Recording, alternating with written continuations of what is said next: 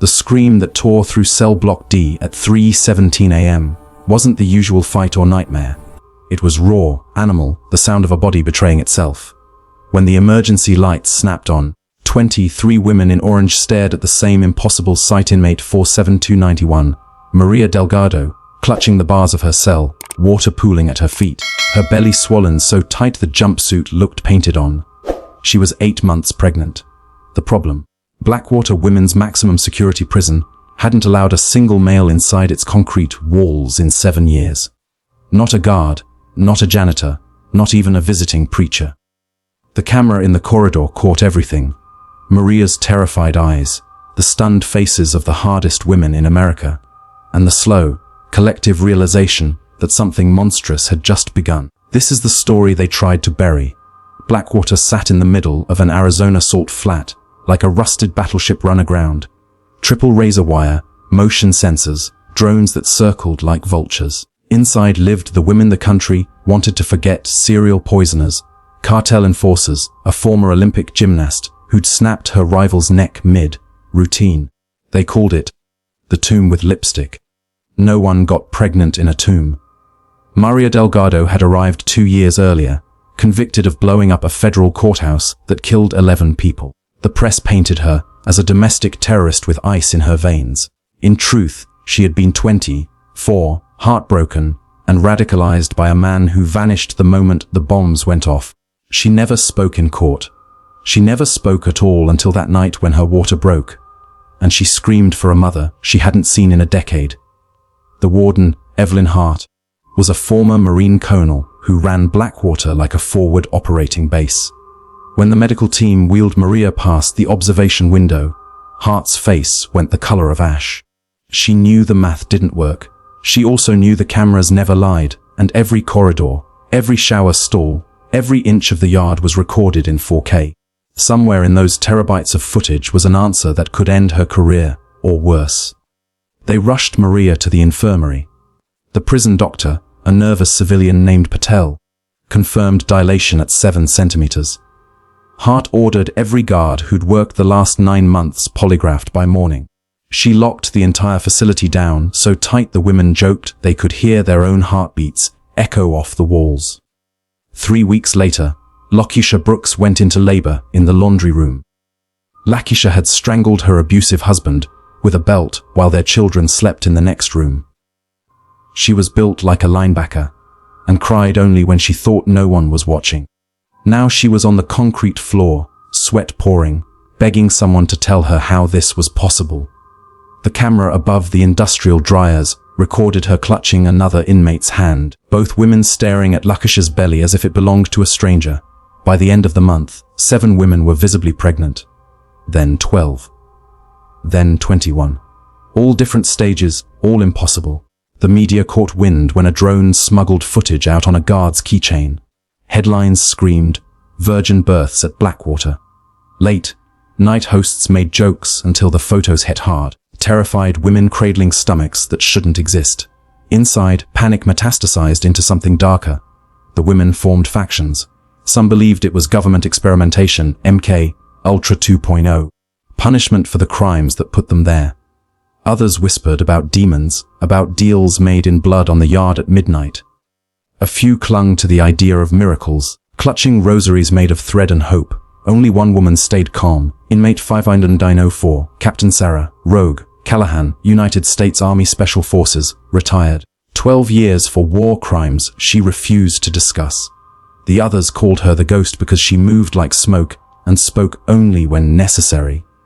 She had arrived at Blackwater with a shattered knee, a chest full of medals she wouldn't wear, and eyes that had seen too much sand and too many body bags. Sarah watched the pregnancies the way a sniper watches wind, calculating, patient, already 3 moves ahead. Warden Hart hated Sarah on sight. The feeling was mutual. Hart saw a dangerous variable. Sarah saw a warden who measured human lives in incident reports. When Hart summoned Sarah to her office, the air crackled like a live wire. "I need someone the women listen to," Hart said, voice clipped. "Figure out what the hell is happening before the feds turn this place into a circus." Sarah leaned back in the metal chair, chains clinking. You want me to investigate my own prison for you? I want the truth. Sarah smiled for the first time in years. It wasn't pretty. Be careful what you ask for, Warden. They gave her limited access medical files, camera archives, staff schedules. They took her ankle monitor off for 8 hours a day. It was the freest she'd been since Afghanistan. Sarah started with the obvious. No tunnels. No drones dropping frozen sperm like obscene pigeons. The food came sealed from an outside contractor, tested weekly. The water passed every inspection. She watched months of footage until her eyes burned. Nothing. Men never entered. Women never left, yet bellies grew. She began talking to the pregnant inmates one by one, in the chapel no one used, under the watchful eye of a camera. She knew how to blind for exactly 4 minutes. They told her the same story: exhaustion, so deep it felt drugged, dreams of a warm ocean, and a voice promising safety. Waking up sore in places they couldn't explain. Some remembered a light under their cell doors, soft and blue, like moonlight on water. Others remembered nothing at all. Sarah's own nights grew strange. She'd wake with salt on her lips and the smell of desert rain in a place that hadn't seen rain in a decade. Her knee stopped hurting. The scar across her ribs itched like it was healing backward. Then came the night everything cracked open. Maria Delgado, now massive and days overdue, grabbed Sarah's sleeve during yard time. "It's moving wrong," she whispered. "It's too big. They're keeping something from us." That evening Sarah bribed a night shift nurse with 3 packs of real coffee, a fortune in prison economy, and slipped into the infirmary after lights out. She pulled Maria's latest ultrasound. The image froze her blood. The fetus was human, mostly, but the skull was elongated. The spine showed extra segments, and something coiled where a placenta should be, something that pulsed with its own heartbeat. Sarah stared until the paper shook in her hands. She'd seen that shape before. Classified briefing, Kandahar, 2011, Project Thalassa. The file had been burned, the scientists disappeared, the soldiers sworn to silence under threat of treason. The program was supposed to create perfect soldiers, accelerated gestation, enhanced physiology, absolute obedience. The mothers were never meant to survive delivery. They hadn't shut it down. They'd just moved it. Sarah pieced it together like diffusing an IED. The upgrades to Blackwater's ventilation system 2 years ago. The new medical director who never left his office. The way certain guards averted their eyes when the women walked past. The blue light the inmates described. Aerosolized nanites carrying rewritten DNA. Triggered by a frequency only pregnant bodies produced. A feedback loop designed to spread. The prison wasn't a tomb. It was a womb. She confronted Warden Hart at gunpoint. Well, shank point. In the armory at 0400. Hart didn't flinch. "You think I wanted this?" Hart's voice cracked for the first time. "They gave me 2 choices. Cooperate or watch every woman here die when the first baby rips its way out. They said the children would be assets. That the mothers would be cared for." Sarah pressed the sharpened toothbrush harder against Hart's throat. "They lied. I know." For one heartbeat, 2 soldiers recognized each other across the divide of rank and regret. Sarah made her choice. She rallied the only army she had: 21 pregnant murderers, traffickers, and terrorists who suddenly had something more terrifying than death to fight for: their babies. Lakeisha organized the kitchen crew. A hacker serving 20 for crippling the Pentagon servers rewrote guard keycards using a contraband phone charger and genius. Maria, who once built bombs for love, now built one for freedom. C4 smuggled in hollowed-out prosthetic bellies from the infirmary.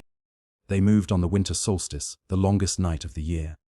Sarah triggered the fire alarm at 2:13 a.m. While guards scrambled, the women took the control room. Lakeisha gave birth on the console table, screaming through contractions while rerouting cameras. The hacker opened every cell door at once. For 90 chaotic minutes, Blackwater belonged to its inmates. Sarah found the medical director cowering in his office. He was younger than she expected, shaking, clutching a tablet that controlled the nanites. She made him broadcast the truth on every screen in the prison: the project name, the funding trail that led to 3 letter agencies and private contractors who profited from perfect weapons grown in discarded women, Then she made him shut it down. The reversal protocol was agony.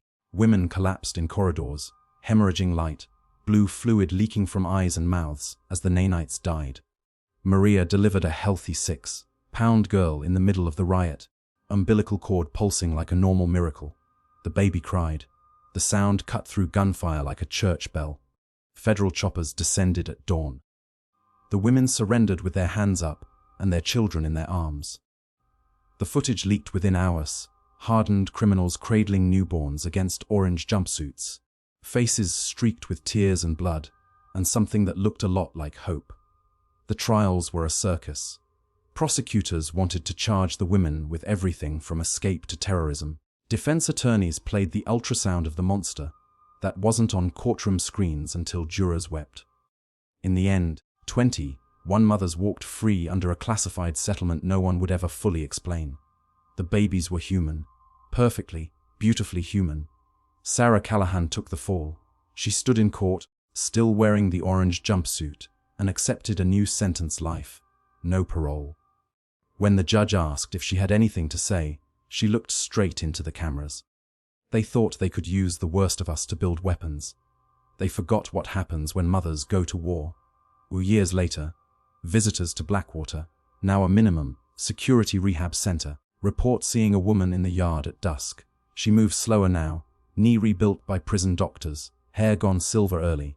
Children, teenagers now, run to her with drawings and questions only she can answer.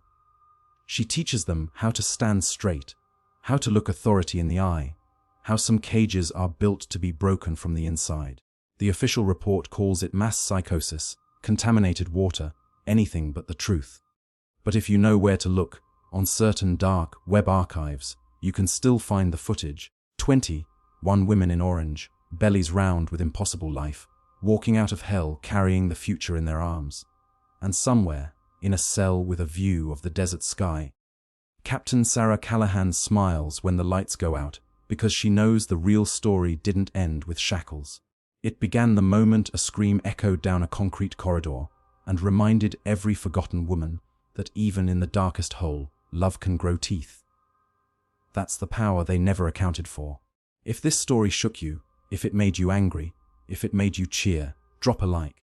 Share it with someone who needs to remember that redemption isn't gentle and justice sometimes wears an orange jumpsuit. Tell me in the comments, could you forgive? Could you fight with nothing but the life inside you to protect?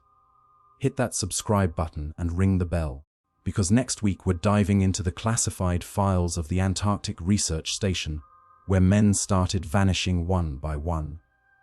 And what they found under the ice still haunts the survivors. You don't want to miss it. Stay brave, stay curious, and I'll see you in the dark.